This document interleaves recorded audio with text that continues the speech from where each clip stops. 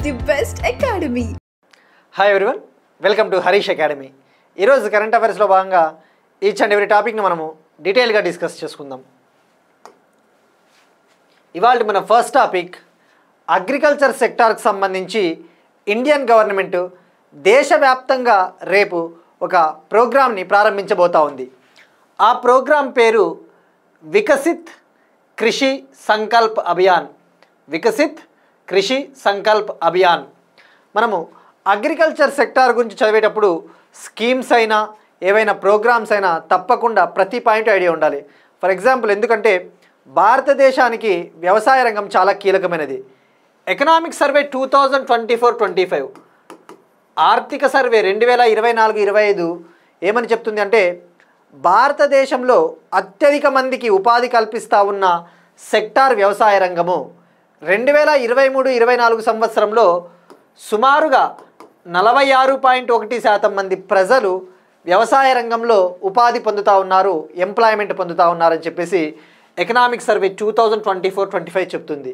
అయితే ఇప్పటికీ అంతమందికి ఉపాధి కల్పిస్తూ ఉన్న భారతదేశంలోనే అత్యధికంగా ఉపాధి కల్పిస్తూ ఉన్నప్పటికీ కూడా భారతదేశ జీడిపిలో దీని వాటా కేవలం 17-18% మాత్రమే ఉందని చెప్పవచ్చు. అంటే మన ఇండియన్ అగ్రికల్చర్ సెక్టారు ఇంకా చాలా ఇంప్రూవ్ అవ్వాల్సిన అవసరం ఉంది. దానికి అనుగుణంగా ఇండియన్ గవర్నమెంట్ కావచ్చు, వివిధ రాష్ట్రాల ప్రభుత్వాలు ఎప్పటికప్పుడు కొత్త కొత్త పథకాలను తీసుకొని వస్తూనే ఉంటాయి. ఇప్పుడు అటువంటిదే మరొక ప్రోగ్రాము వికసిత్ కృషి సంకల్ప్ అభియాన్. ఈ ప్రోగ్రాంలో భాగంగా భారతదేశంలో ఉన్న సుమారుగా 700 జిల్లాలలో సుమారుగా 2000 మంది శాస్త్రవేత్తలు గ్రామాలకు వెళ్ళి అక్కడ ఉన్న రైతులకి డ్రోన్లను ఏ విధంగా వినియోగించాలి, డ్రోన్లను వినియోగించి ఏ విధంగా వ్యవసాయ ఉత్పాదకతను పెంచాలి, అలానే న్యాచురల్ ఫార్మింగ్ ప్రాక్టీసెస్, సహజ సిద్ధమైన వ్యవసాయ పద్ధతులను ఎలా అవలంబించాలి, అలానే ఎరువులను ఫర్టిలైజర్స్ను సమంగా ఏ విధంగా వాడాలి, అంటే అధిక స్థాయిలో కాకోకుండా అవసరమైన మోతాదులో ఎరువులు వాడడం వల్ల మన ల్యాండ్ని కాపాడుకోవచ్చు. అలానే ఐసీటీ టెక్నాలజీ, ఇన్ఫర్మేషన్ కమ్యూనికేషన్ టెక్నాలజీని వినియోగించి ఏ విధంగా వ్యవసాయ రంగాన్ని అభివృద్ధి పరచవచ్చో దీనికి అవగాహన కల్పించబోతా ఉన్నారు శాస్త్రవేత్తలు. అయితే దీన్ని యూనియన్ అగ్రికల్చరల్ మినిస్టర్, వ్యవసాయ మంత్రిత్వ శాఖ కింద ఇది లాంచ్ చేయబోతా ఉన్నారు. వ్యవసాయ మంత్రిత్వ శాఖకు సంబంధించిన మంత్రి శివరాజ్ సింగ్ చౌహాన్ గారు ఈ ప్రోగ్రాంని రేపు మే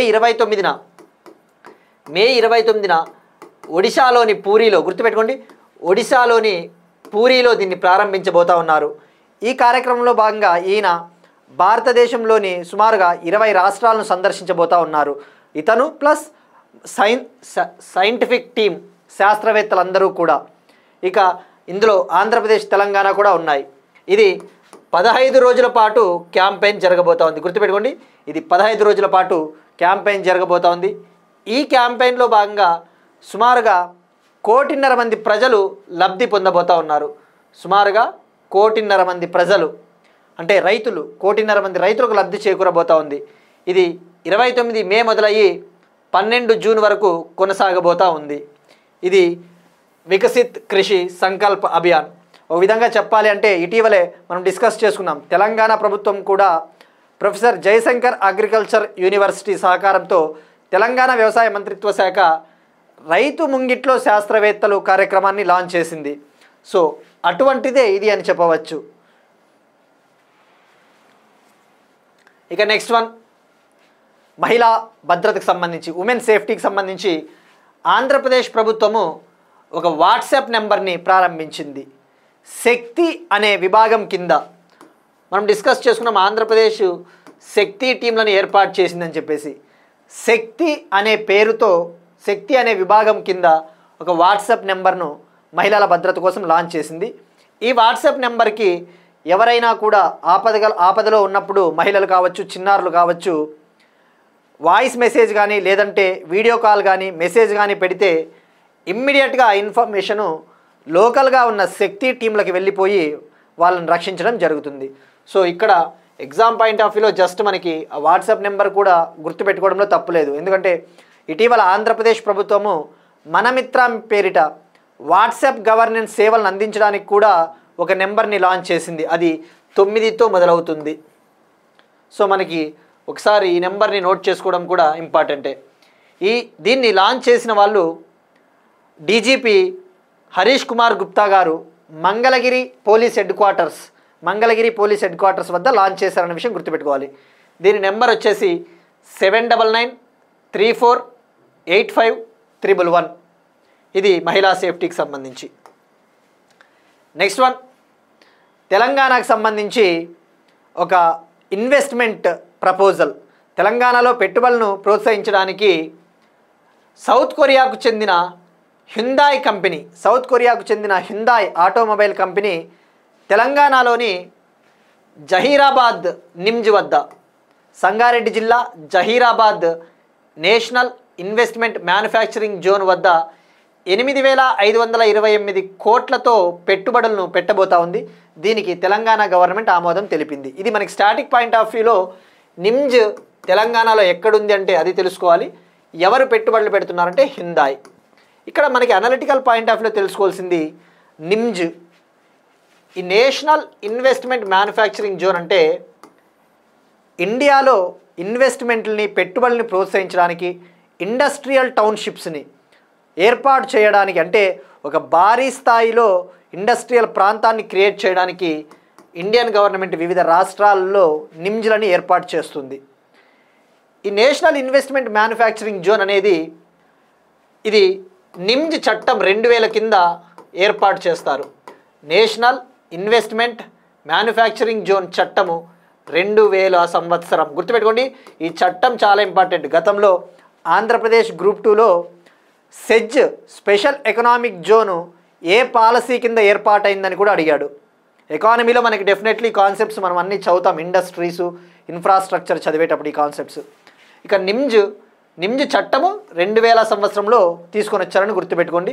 ఇక దీనిని ఏ పాలసీ కింద తీసుకొని వస్తారు అంటే నేషనల్ మ్యానుఫ్యాక్చరింగ్ పాలసీ 2011, జాతీయ తయారీ రంగ పాలసీ 2011 కింద వీటిని ప్రోత్సహిస్తారు. ఇక మనం తెలుసుకోవాల్సింది నిమ్జ్కి సెజ్కి భేదాలు, డిఫరెన్సెస్. జాగ్రఫికల్ పాయింట్ ఆఫ్ వ్యూలో చూసుకుంటే, అంటే ఇది ల్యాండ్ పరంగా చూసుకుంటే, విస్తీర్ణం పరంగా చూసుకుంటే స్పెషల్ ఎకనామిక్ జోన్స్తో పోల్చుకుంటే నిమ్జ్ చాలా పెద్దగా ఉంటాయి, ఎందుకంటే ఇవి ఇండస్ట్రియల్ టౌన్షిప్స్ కాబట్టి. ఇక ఇందాక చెప్పినట్టు ఈ నిమ్జ్లు నేషనల్ మ్యానుఫ్యాక్చరింగ్ పాలసీ 2011 కింద, సెజ్ అయితే సెజ్ చట్టము 2005. గుర్తుపెట్టుకోండి, 2005. ఇక నిమ్జ్ ఏర్పాటు చేయాలి అంటే వీటికి భూమి కనీసము 5,000 హెక్టార్లు ఉండాలి. కనీసం 5,000 హెక్టార్లు ఉంటేనే నిమ్జ్ని ఏర్పాటు చేయవచ్చు. అదే సెజ్ని ఏర్పాటు చేయాలి అంటే 10 హెక్టార్ల నుంచి 1000 హెక్టార్లు ఉన్నా కూడా సరిపోతుంది సెజ్కి. ఇక సెజ్కి మ్యాక్సిమం ఏరియా, గరిష్టంగా ఎంత భూమి అవసరం అంటే సెజ్కి 5,000 హెక్టార్లు.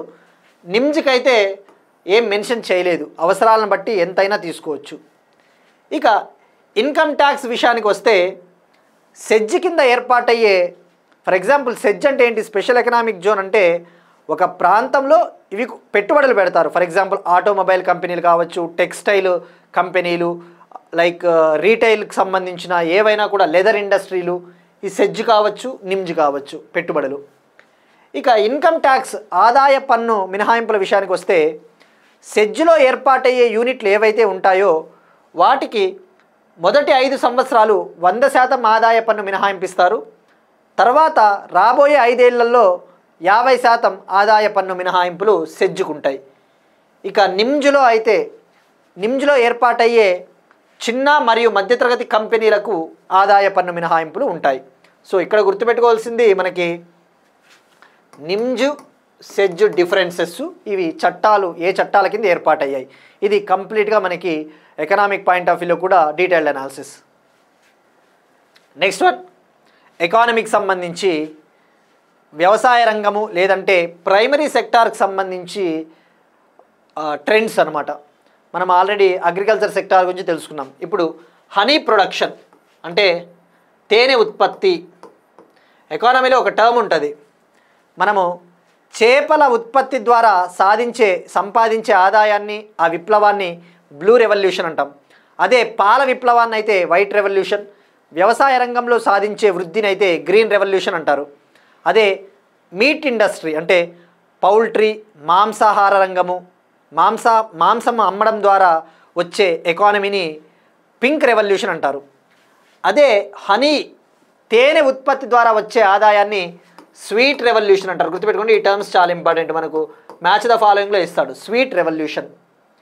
దీనినే అపీకల్చర్ అని కూడా పిలుస్తారు. అపీకల్చర్, ఇప్పుడు వ్యవసాయం అంటే అగ్రికల్చర్ కదా, ఎపీకల్చర్ అంటే ఈ యొక్క తేనెటీగల పెంపకాన్ని ఎపీకల్చర్ అంటారు. ఇక ఇటీవల ప్రధానమంత్రి నరేంద్ర మోడీ గారు తన మంత్లీ నెలకొకసారి నిర్వహించే మన్ కీ బాత్లో మాట్లాడుతూ ఇండియా గత 11 ఏళ్లలో హనీ ప్రొడక్షన్లో, ఈ తేనె ఉత్పత్తిలో ప్రపంచంలో టాప్ 7లో నిలిచింది. ఇప్పుడు మనము తేనె ఉత్పత్తిలో ప్రపంచవ్యాప్తంగా మనము ఇప్పుడు 7వ స్థానంలో ఉన్నాం. ఫస్ట్ వచ్చేసి చైనా ఉంది. సో ఇవి మనం ఎందుకు ఫోకస్ చేయాలంటే, ఇటువంటివి ప్రధానమంత్రి నరేంద్ర మోడీ గారు తన మన్ కీ బాత్లో చెప్పారు కాబట్టి, ఆ ప్రసంగంలో పేర్కొన్నారు కాబట్టి డెఫినెట్లీ మనకు ఆ ఐడియా ఉండాలి. ఇక గత 11 ఏళ్లలో ఈ తేనె ఉత్పత్తి సుమారుగా 60% పెరిగిందట ఇండియాలో. ఇప్పుడు ఇవాళ రోజున మనము ఎవ్రీ ఇయర్ 1.25 లక్షల మెట్రిక్ టన్నుల తేనెను మనం ఉత్పత్తి చేసి దాంట్లో 50%కు పైగా వివిధ దేశాలకు ఎక్స్పోర్ట్ చేస్తూ ఉన్నాం. సో ఇక్కడ గుర్తుపెట్టుకోవాల్సింది, తేనె ఉత్పత్తిలో మనము 7th place, first China. Next one again ఎకానమీకి సంబంధించి ఎఫ్డిఐస్, ఫారిన్ డైరెక్ట్ ఇన్వెస్ట్మెంట్, విదేశీ ప్రత్యక్ష పెట్టుబడులు భారతదేశంలో ఏ స్థాయిలో ఉన్నాయి? ట్రెండ్స్ మనకు చాలా ఇంపార్టెంట్. 2024-25 ఆర్థిక సంవత్సరానికి గాను ministry of commerce and industry report ప్రకారము, విడుదల చేసిన నివేదిక ప్రకారము మనకు ఎవ్రీ ఇయర్ ఈ విదేశీ ప్రత్యక్ష పెట్టుబడులు భారతదేశంలోకి వస్తూ ఉన్నాయి, పెరుగుతూ ఉన్నాయి. ఇవి 2013-14 సంవత్సరంలో భారతదేశంలో 36.05 బిలియన్ల విదేశీ ప్రత్యక్ష పెట్టుబడులు వచ్చాయి. అవి 2023-24 నాటికి $71.28 బిలియన్ విదేశీ ప్రత్యక్ష పెట్టుబడులు వచ్చాయి ఇండియాలోకి. అది 24-25కి వచ్చేసరికి $81.04 బిలియన్ వచ్చినాయి. అంటే దీన్ని బట్టి ఇక్కడ మనం క్రక్స్ ఏం తీసుకోవాలంటే, ఈ టాపిక్లో మెయిన్ ఏంటంటే మనకి ఎవ్రీ ఇయర్ మన దేశంలోకి ప్రవహిస్తూ ఉన్న విదేశీ ప్రత్యక్ష పెట్టుబడులు పెరుగుతూ ఉన్నాయి. ఇక ఎఫ్డిఐ అంటే మనకి 2 రూట్ల ద్వారా అలౌ చేస్తారు ఇండియాలోకి. Automatic route, approval route. అంటే ఎటువంటి ముందస్తు అనుమతి లేకుండా కూడా ఇవి వస్తాయి. లేదంటే అప్రూవల్ రూటు, తప్పకుండా ఆమోదం తీసుకోవాల్సి ఉంటుంది, ప్రభుత్వ ఆమోదం. ఇక ఇండియాలోకి 2024-25 ఆర్థిక సంవత్సరంలో వచ్చిన ఎఫ్డిఐలు ఏ రాష్ట్రంలోకి అత్యధికంగా వచ్చాయి, అత్యధికంగా ఏ దేశం నుంచి వచ్చాయి, ఏ సెక్టార్లోకి అత్యధికంగా వచ్చాయో కూడా తెలుసుకోవాలి. 2024-25 ఆర్థిక సంవత్సరంలో అత్యధిక విదేశీ ప్రత్యక్ష పెట్టుబడులు మహారాష్ట్రలోకి ప్రవహించాయి. మహారాష్ట్ర అత్యధికంగా 35% పొందింది. Second place Karnataka, third Delhi. ఇక భారతదేశానికి అత్యధికంగా ఎఫ్డిఐలు వస్తూ ఉన్న దేశం వచ్చేసి, అత్యధికంగా మనకి 30% భారతదేశపు మొత్తం ఎఫ్డిఐస్లో సింగపూర్ ఫస్ట్ ప్లేస్లో ఉంది, సెకండ్ మౌరీషియస్, థర్డ్ యుఎస్ఏ. ఇక 2024-25 సంవత్సరంలో ఈ ఎఫ్డిఐలు అధికంగా పొందిన రంగం వచ్చేసి సర్వీస్ సెక్టార్, సేవా రంగంలోకి 19% వచ్చాయి. రెండవ ప్లేస్లో కంప్యూటర్ సాఫ్ట్వేర్ మరియు హార్డ్వేర్ రంగం ఉంది. థర్డ్ ట్రేడింగ్ సెక్టార్ ఉంది. ఇక్కడ గుర్తుపెట్టుకోవాల్సింది, మనం ఎప్పుడైనా ఎకానమీ చదివేటప్పుడు ఇండియాస్ ఎక్స్టర్నల్ సెక్టార్ ఎకానమీ చదివితే కంపల్సరీ 2024-25 ఆర్థిక సంవత్సరం ప్రాతిపదికనే మనము ఐడియా ఉండాలి డేటా అంతా. ఎందుకంటే ప్రజెంట్ 2025-26 ఫినాన్షియల్ ఇయర్ నడుస్తూ ఉంది కాబట్టి మనకి ఇప్పుడు ఎగ్జామ్ ఏది జరిగినా కూడా 2024-25 ఆర్థిక సంవత్సరంలో జరిగిన డేటా, ఆ ట్రెండ్సే అడుగుతాడు. సో మనకి ఈ డేటా నీట్గా రాసుకుంటే సరిపోతుంది. ఇప్పుడు ఒక క్వశ్చన్ సమ్మిట్స్కి సంబంధించి నిన్న మనము వరల్డ్ బ్యాంక్ ల్యాండ్ కాన్ఫరెన్స్ 2025 అంటే ప్రపంచవ్యాప్తంగా ఉన్న భూముల్ని ఎలా సంరక్షించాలి, ల్యాండ్ డిగ్రేడేషన్ అవ్వకుండా కాపాడాలి అని చెప్పేసి వరల్డ్ బ్యాంక్ ల్యాండ్ కాన్ఫరెన్స్ ఎక్కడ జరిగింది అంటే దానికి ఆన్సర్ వచ్చేసి అమెరికాలోని వాషింగ్టన్. ఇప్పుడు ఇటీవల డిస్కస్ చేసిన వరల్డ్ హైడ్రోజన్ సమ్మిట్ ఎక్కడ జరిగింది 2025? Option A USA, option B UK, option C Netherlands, option D Sweden. అలానే నేషనల్ గ్రీన్ హైడ్రోజన్ మిషన్ ఎప్పుడు లాంచ్ చేశారో ఇది కూడా ట్రై చేయండి క్వశ్చన్కి. దీనికి కేటాయించిన బడ్జెట్,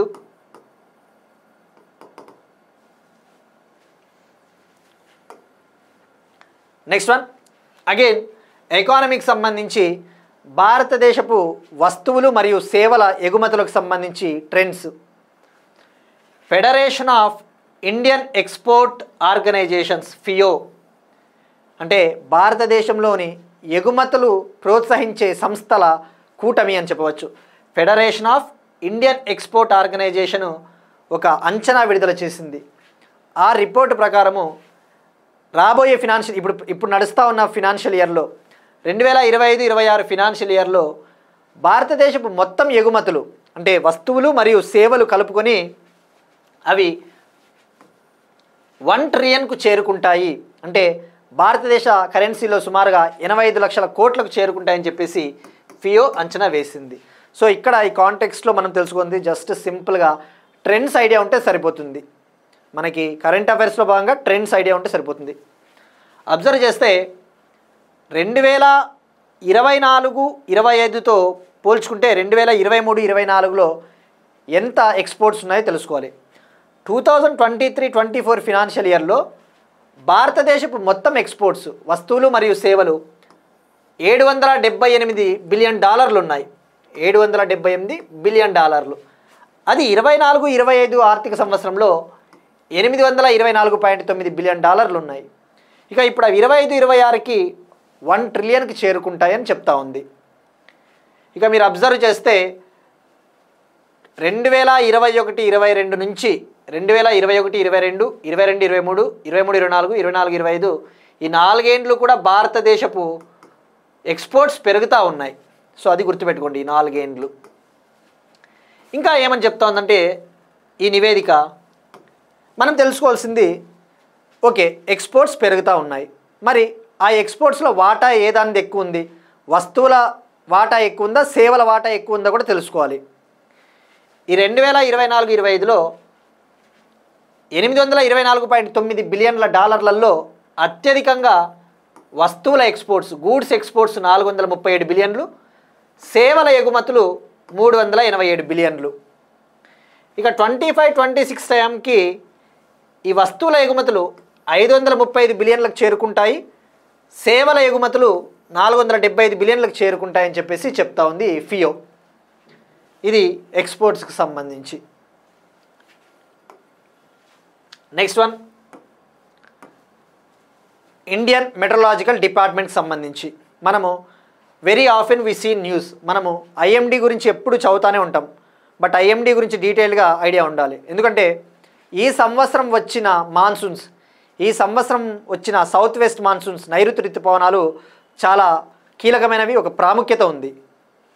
ఎందుకంటే జనరల్గా ఇండియాకు మాన్సూన్స్ జూన్ 1న every year south west monsoons నైరుతి ఋతుపవనాలు కేరళ తీరాన్ని జూన్ 1న చేరుతాయి, జూన్ 1న వస్తాయి. కానీ ఈ సంవత్సరము మే 24నే కేరళ తీరాన్ని తాకినాయి నైరుతి ఋతుపవనాలు. ఇది 2009 తర్వాత ముందస్తుగా నైరుతి ఋతుపవనాలు రావడం ఇదే తొలిసారి.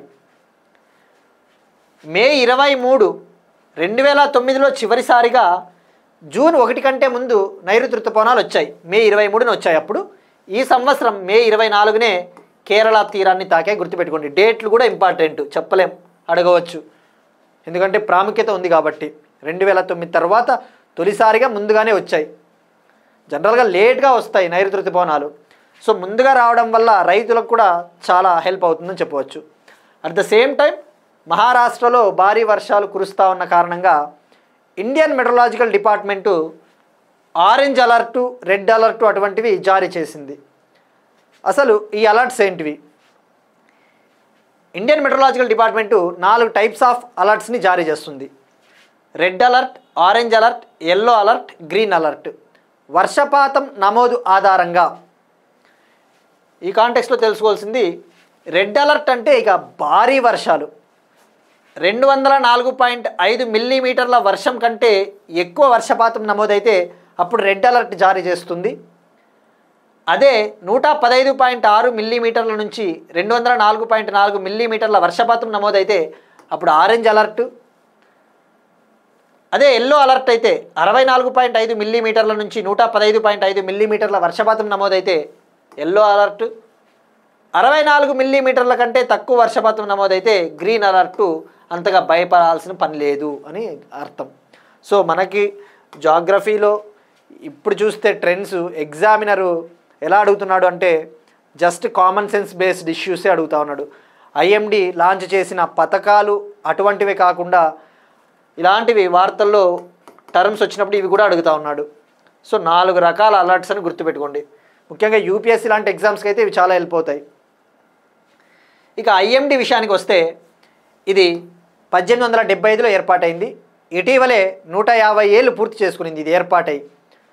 150 ఏళ్ళు పూర్తయిన సందర్భంగా ఇటీవల ప్రధానమంత్రి నరేంద్ర మోడీ గారు భారతదేశంలో వాతావరణ సేవలను మెరుగుపరచడానికి మిషన్ మౌసం, గుర్తుపెట్టుకోండి, మిషన్ మౌసంని కూడా ప్రధానమంత్రి నరేంద్ర మోడీ గారు లాంచ్ చేశారు. మిషన్ మౌసం దేనికి సంబంధించినదంటే వాతావరణ సేవల మెరుగుదల కోసం. ఇక దీని హెడ్ క్వార్టర్స్ న్యూఢిల్లీ. తొలుత దీని హెడ్ క్వార్టర్స్ కోల్కతాలో ఉండేవి, తర్వాత న్యూఢిల్లీకి మార్చారు. ఇక ఐఎండి ఫస్ట్ డైరెక్టర్ జనరల్ వచ్చేసి sir John Eliot. Next one, డిఫెన్స్కి సంబంధించి ఇవాళ మెనీ ఇష్యూస్ ఉన్నాయి వార్తల్లో. అందులో ఒకటి 5th generation stealth fighter jet, 5వ తరం stealth fighter jet, advanced medium combat air craft. ఈ ఇమేజ్లో చూపిస్తున్నట్టు ఇది స్టెల్త్ ఫైటర్ జెట్ అనమాట. అంటే ఇది శత్రువు కంటికి కూడా చిక్కదు, అంటే అంత పవర్ఫుల్. వీటిని ఇండియన్ ఎయిర్ ఫోర్స్ కోసం, భారత వాయుసేన కోసము స్వదేశీయంగా తయారు చేయబోతా ఉన్నారు. దీనికి సంబంధించి డిఫెన్స్ మినిస్టర్ రాజ్నాథ్ సింగ్ గారు ఎగ్జిక్యూషన్ మోడల్, దీన్ని అమలు చేసే ప్రణాళికకు ఆమోదం తెలిపారు. మరి ఇది 5th జనరేషన్ ఫైటర్ జెట్ కాబట్టి దీన్ని తయారు చేస్తున్నది ఎవరో కూడా తెలుసుకోవాలి. ఇది బెంగళూరుకు చెందిన ఏరోనాటికల్ డెవలప్మెంట్ ఏజెన్సీ అభివృద్ధి చేస్తూ ఉంది భారతదేశంలోని వివిధ ప్రైవేట్ సంస్థలతో కలిసి. ఇక మనకి ఎగ్జామ్లో అడుగుతాడు 5th జనరేషన్ ఫైటర్ జెట్స్ను ఆ టెక్నాలజీని కలిగి ఉన్న మిగతా దేశాలు ఏవి అంటే ఆల్రెడీ అమెరికా వద్ద F-22, F-35 5th generation fighter jets ఉన్నాయి. చైనా వద్ద J-20 5th generation fighter jets ఉన్నాయి. రష్యా వద్ద సుఖోయ్ 57, గుర్తుపెట్టుకోండి, సుఖోయ్ 57. ఇప్పుడు ఇండియా 4వది ఈ టెక్నాలజీని అభివృద్ధి చేస్తూ ఉన్న 4వ దేశం. ఇక ఏఎంసీఏ ప్రత్యేకత ఏంటో కూడా తెలుసుకోవాలి. ఈ advanced medium combat air craft ప్రత్యేకత వచ్చేసి ఇది ట్విన్ ఇంజన్, అంటే ఇందులో 2 ఇంజన్లు ఉంటాయి. ఇవి కూడా ఇంపార్టెంట్, ప్రతి పాయింట్ ఇంపార్టెంట్. అలానే మీడియం వెయిట్ ఉంటుంది, ఇది అంటే బరువు మధ్యస్థాయిలో ఉంటుంది, మీడియం వెయిట్. స్టెల్త్ ఫీచర్స్ ఉంటాయి ఇందులో. స్టెల్త్ ఫీచర్స్ అంటే శత్రువు కంటికి చిక్కదు. ఇది ఏఎంసీఏ గురించి. మరి ఇది ఎప్పుడు భారత ఎయిర్ ఫోర్స్కి అందించబోతా ఉన్నారు ఏడీఏ? దీని నమూనా వచ్చేసి, అంటే దీని ప్రోటోటైపు 2028-29 కల్లా ప్రోటోటైప్ని తయారు చేయబోతా ఉన్నారు. 2032-33 నుంచి ఉత్పత్తి చేయబోతా ఉన్నారు. 2034 కల్లా భారత వాయుసేనలోకి తీసుకురావాలి అని చెప్పేసి టార్గెట్ పెట్టుకున్నారు.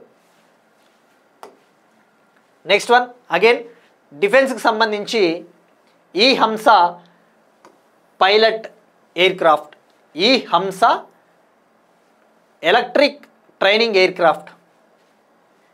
ఇండియాకు చెందిన CSIR council for scientific and industrial research national aerospace laboratory బెంగళూరుకు చెందిన సంస్థ 2 కోట్లతో స్వదేశీయంగా ఇండిజీనస్గా విద్యుత్ శిక్షణ విమానం ఈ హంసను అభివృద్ధి చేయబోతా ఉంది. అంటే ఇది ఎలక్ట్రిక్ ఆధారంగా నడుస్తుంది, electric pilot trainer air craft అని చెప్పవచ్చు. అంటే ఇది ఇలా ఉంటుంది. ఇది మనం ఆల్రెడీ డిస్కస్ చేసుకున్నాం, Hansa 3 new generation aircraft. ఇందులో భాగంగా ఈ హంసాన్ని నిర్మించబోతా ఉన్నారు. ఇందులో 2 సీట్లు ఉంటాయి, 2 సీటర్. దీని ముఖ్య ఉద్దేశం వచ్చేసి పైలట్లకు ట్రైనింగ్ ఇవ్వడానికి ఈ ఎయిర్ క్రాఫ్ట్స్ని వాడతారు. సో ఇప్పుడు ఎలక్ట్రిక్ ఎయిర్ క్రాఫ్ట్ని తయారు చేయడం ద్వారా గ్రీన్ హౌస్ గ్యాస్ ఉద్గారాలు కూడా తగ్గుతాయని చెప్పవచ్చు. ఇక దీన్ని ఇక్కడ గుర్తుపెట్టుకోవాల్సింది, ఇది 2 సీటరు. దీన్ని డెవలప్ చేస్తున్న వాళ్ళు CSIRకు చెందిన నేషనల్ ఏరోస్పేస్ ల్యాబొరేటరీ బెంగళూరు. 2 కోట్ల రూపాయలు. అంటే మనం దిగుమతి చేసుకునే ఎయిర్ క్రాఫ్ట్లతో పోల్చుకుంటే రేటు తక్కువ ఇది. ఇక హన్సా 3 న్యూ జనరేషన్ ఎయిర్ క్రాఫ్ట్ని అభివృద్ధి చేసింది కూడా CSIRకు చెందిన national aerospace laboratory Bengaluru. Next one, again డిఫెన్స్కి సంబంధించి Invar anti tank guided missiles. Invar anti tank guided మిస్సైల్స్ని డిఫెన్స్ మంత్రిత్వ శాఖ హైదరాబాద్కు చెందిన భారత్ డైనమిక్స్ లిమిటెడ్ సంస్థ నుంచి కొనుగోలు చేయబోతా ఉంది. 5 ఇన్వర్ యాంటీ ట్యాంక్ గైడెడ్ మిస్సైల్స్ని కొనుగోలు చేయబోతా ఉన్నాము మన రక్షణ అవసరాల కోసం. దీని విలువ వచ్చేసి, డీల్ విలువ సుమారుగా 2000 నుంచి 3000 కోట్ల విలువైన డీల్. మరి ఈ మిస్సైల్స్ని వేటిపైన అమరుస్తారు అంటే T-90 ట్యాంక్స్. మనము రష్యా నుంచి 2006లో తొలిసారిగా T-90 యుద్ధ ట్యాంకులని కొన్నాము. ఆ T-90 యుద్ధ ట్యాంకుల పైన ఈ క్షిపణుల్ని, ఇన్వర్ క్షిపణుల్ని అమరుస్తారు. తద్వారా శత్రువులకు సంబంధించిన క్షిపణుల్ని నాశనం చేయవచ్చు. సో ఇక్కడ గుర్తుపెట్టుకోవాల్సింది యాంటీ ట్యాంక్ గైడెడ్ మిస్సైల్. ఇక ఇండియాలో already Nag anti tank guided missile ఉంది. నాగ్ ఇది 3rd generation anti tank guided missile. Nag ఇది 1983లో తీసుకొని వచ్చిన ఇంటిగ్రేటెడ్ గైడెడ్ మిస్సైల్ డెవలప్మెంట్ ప్రోగ్రాంలో భాగంగా నాగ్ని నిర్మించారనే విషయం కూడా మనం తెలుసుకున్నాం ఆల్రెడీ. సో ఇప్పుడు ఇన్వర్. ఇక రష్యా మనకి చాలా కీలకం, ఎందుకంటే రష్యా నుంచి మనము S-400 Triumf air defence, long range air defence సిస్టమ్స్ను కూడా కొనుగోలు చేశాం. వాటినే Sudarshan Chakra air defence systems, అవి ఆపరేషన్ సింధూర్లో కూడా వాడాం. ఇక రష్యా నుంచి ఇగ్లా-S మిస్సైల్స్ను కూడా, షోల్డర్ నుంచి లాంచ్ చేసే ఇగ్లా-S మిస్సైల్స్ని కొనుగోలు చేశాం. అలానే రష్యా నుంచే మనము ఇప్పుడు రష్యా నుంచి మనం ఇన్వర్ కూడా కొనుగోలు చేస్తూ ఉన్నాం. సో ఇది మనకి మిస్సైల్స్కి సంబంధించి. నెక్స్ట్ వన్, అగైన్ డిఫెన్స్కి సంబంధించి భారతదేశంలో తొలి ప్రైవేట్ హెలికాప్టర్ తయారీ కేంద్రాన్ని ఏర్పాటు చేయబోతూ ఉన్నారు. యూరప్కు చెందిన ఎయిర్ బస్ కంపెనీ అలానే Tata advanced systems limited company కర్ణాటకలోని కోలార్ జిల్లాలో H-125 హెలికాప్టర్ తయారీ కేంద్రాన్ని ఏర్పాటు చేయబోతా ఉన్నారు. H-125 హెలికాప్టర్ తయారీ కేంద్రాన్ని ఏర్పాటు చేయబోతా ఉన్నారు. ఆల్రెడీ ప్రపంచంలో ఫ్రాన్సు, బ్రెజిల్, అమెరికా దేశాలలో, ఈ 3 దేశాలలో ఈ H-125 హెలికాప్టర్ తయారీ కేంద్ర యూనిట్లు ఉన్నాయి. ఇప్పుడు ఇది భారతదేశం 4వదని చెప్పవచ్చు. ఇక్కడ గుర్తుపెట్టుకోవాల్సింది ఎక్కడ ఏర్పాటు చేస్తూ ఉన్నారు, ఎవరు ఏర్పాటు చేస్తూ ఉన్నారనేసి. Next one, again Mount Everest మళ్ళీ వార్తల్లో ఉంది. మనం ఇటీవల ఎక్కువ డిస్కస్ చేస్తూ ఉన్నాం. మౌంట్ ఎవరెస్ట్ని ప్రపంచంలోకెల్లా అత్యంత ఎత్తైన శిఖరం మౌంట్ ఎవరెస్ట్, నేపాల్. దాన్ని 31వసారి అధిరోహించి రికార్డు సృష్టించాడు నేపాల్కు చెందిన షెర్పా గైడ్ కామి రీటా. ఈయన ఇప్పుడు 31వసారి ఎక్కాడు. 55 ఏళ్ళ షెర్పా అనమాట. నేపాల్ వాసి. ఇక ఎవరెస్ట్ శిఖరానికి విషయానికి వస్తే ప్రపంచంలో తొలిసారిగా ఎవరెస్ట్ శిఖరాన్ని అధిరోహించిన వాళ్ళు న్యూజిలాండ్కు చెందిన ఎడ్మండ్ హిల్లరీ, నేపాల్కు చెందిన షెర్పా గైడు టెంజింగ్ నార్గే. వీళ్ళు తొలిసారిగా అధిరోహించారు. సో ఇక్కడ గుర్తుపెట్టుకోవాల్సింది ఫ్యాక్ట్ ఓరియంటెడ్ డైరెక్ట్గా. నెక్స్ట్ వన్, ఆస్ట్రేలియాకు అతిపిన్న వయస్కురాలైన సెనేటర్గా 21 ఏళ్ల షార్లెట్ వాకర్. ఇటీవల ఆస్ట్రేలియా ఫెడరల్ ఎలక్షన్స్ గురించి కూడా తెలుసుకున్నాం. ఆంటోనియో ఆల్బనీస్ ప్రైమ్ మినిస్టర్గా సెలెక్ట్ అయ్యారు. ఆయన రూలింగ్ పార్టీ వచ్చేసి లేబర్ పార్టీ. ఆ లేబర్ పార్టీకి చెందిన 21 ఏళ్ల షార్లెట్ వాకర్ ఈమె సెనేట్కు సెలెక్ట్ అయ్యారు. దిగువ సభ దామాషా పద్ధతిలో జరిగిన ఎన్నికలో ఈమె విజయం సాధించారు. సో తద్వారా యంగెస్ట్ పర్సన్గా రికార్డు సృష్టించారు. ఇక ఆస్ట్రేలియా ఎలక్షన్స్ విషయానికి వస్తే ఆస్ట్రేలియాలో ముఖ్యంగా ఆస్ట్రేలియా రూలింగ్ లేబర్ పార్టీలో మహిళల ప్రాతినిధ్యం పెరుగుతూ ఉందట. 2022 ఎలక్షన్ టైంకి ఆస్ట్రేలియా రూలింగ్ లేబర్ పార్టీలో 52% మంది మహిళలు సభ్యులుగా ఉంటే ఇప్పుడు 2025 ఎలక్షన్స్ నాటికి ఆ పార్లమెంటులో 57% మంది మహిళలు ఉన్నారు ఆ రూలింగ్ లేబర్ పార్టీలో. ఇక ఆస్ట్రేలియా అంటే మనం ఆల్రెడీ సంయుక్త జాబితాను తెచ్చుకున్నాం. కన్కరెంట్ లిస్ట్ మన కాన్స్టిట్యూషన్లో పొందుపరిచాం, అది తెలుసు మనకి. అలానే ఆస్ట్రేలియాలో ఓటు హక్కు అనేది కంపల్సరీగా ఓటు వేయాల్సిందే, లేకపోతే ఫైన్ వేస్తారు. ఆస్ట్రేలియా, సింగపూర్ ఓటు హక్కు అనేది ఎవ్రీబడి వేయాల్సిందే, నిర్బంధ ఓటు హక్కు. నెక్స్ట్ వన్, అవార్డ్స్కి సంబంధించి ఛత్రపతి సంభాజీ మహారాజ్ రాజ్య ప్రేరణ గీత పురస్కార్. విడి సావర్కర్ గారు ఇండియన్ పొలిటీషియను, స్వాతంత్ర సమరంలో పాల్గొన్న వినయ్ దామోదర్ సావర్కర్ గారి దేశభక్తి గీతానికి ఛత్రపతి సంభాజీ మహారాజ్ రాజ్య ప్రేరణ గీత పురస్కారాన్ని హోమ్ మినిస్టర్ అమిత్ షా గారు విడి సావర్కర్ మనవడైన రంజిత్ సావర్కర్ గారికి అందించారు. సో ఈ కాంటెక్స్ట్లో తెలుసుకోవాల్సింది ఆయన రాసిన గీతం. ఎందుకంటే మనము రైల్వేస్ ఎగ్జామ్స్, వేరే మన స్టేట్ ఎగ్జామ్స్ కాకుండా వేరే ఎగ్జామ్స్ రాసినప్పుడు అడగడానికి ఛాన్సెస్ ఉంటాయి. ఈయన రాసిన విడి సావర్కర్ రాసిన అనాదిమి అనంత్మి అనే దేశభక్తి గీతానికి ఈ అవార్డు ఇచ్చారు. ఇది ఫస్ట్ అవార్డు, తొలిసారిగా ఈ అవార్డుని ప్రవేశపెట్టారు. ఈ అవార్డు కింద 2 లక్షల క్యాష్, జ్ఞాపికను కూడా ప్రజెంట్ చేశారు. నెక్స్ట్ వన్, వోల్కెనో ఎరప్షన్స్, అగ్నిపర్వతాల విస్ఫోటనం. హవాయిలోని మౌంట్ కిలావియో అగ్నిపర్వతము మళ్ళీ బద్దలయ్యింది. సో ఇక్కడ తెలుసుకోవాల్సింది ఇది అమెరికాలోని హవాయి రాష్ట్రంలో ఉంటుంది. ఇక దీనికి ఒక ప్రత్యేకత ఉంది. ప్రపంచంలోనే అత్యంత క్రియాశీలకమైన అగ్నిపర్వతము Mount Kilauea. World's most active volcano Mount Kilauea.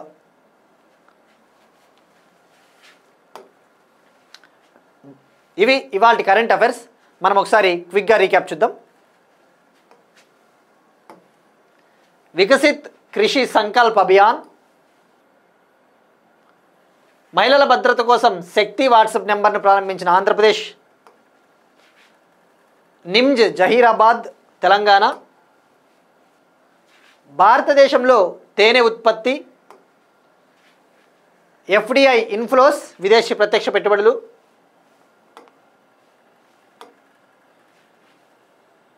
2025-26లో భారతదేశం మొత్తం ఎగుమతులు 1 ట్రిలియన్కు చేరుకుంటాయని అంచనా ఫియో,